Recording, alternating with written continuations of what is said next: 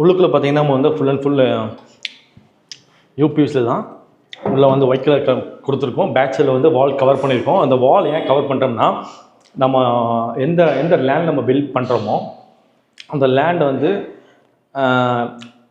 ஒன்று terminate problem வருங்க. இன்னொன்று வந்து ஓதமடிக்கு வரும். அந்த இடம் தகுந்த மாதிரி மழை வந்துச்சுன்னா அந்த மண் தண்ணியை ரொம்ப சக் பண்ணும்போது பில்டிங் வரை மேலே ஏறுங்க. அதனால் ஓதமடிக்கும், சீப்பேஜ் ஆகும். அதுக்கு எஃபர்ட் ஆகாமல் ரிஸ்க் மேலே எஃபர்ட் ஆகாமல் இருக்கிறது தான் இந்த வால் பேனலிங் பண்ணுறோம், பின்னாடி கவர் பண்ணுறோம். அப்போது அது பார்த்துக்குவாங்க. அந்த இடத்துக்கு தகுந்த மாதிரி நம்ம சூஸ் பண்ணிக்கலாம். இதே நம்ம ப்ளைவுட் பண்ணோம்னா கண்டிப்பாக வந்து ப்ளைவுட் வந்து உறிஞ்சிக்கும், என்டையராக யூனிட் வந்து பாதிக்குங்க.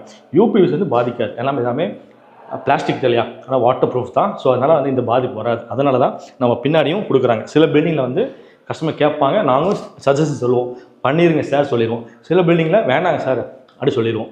இந்த பில்டிங்கில் கஸ்டமர் கேட்டுனா நம்ம பண்ணி கொடுத்துருக்கோம். பாருங்கள், ஃபுல்லாக லாஃப்ட்டு,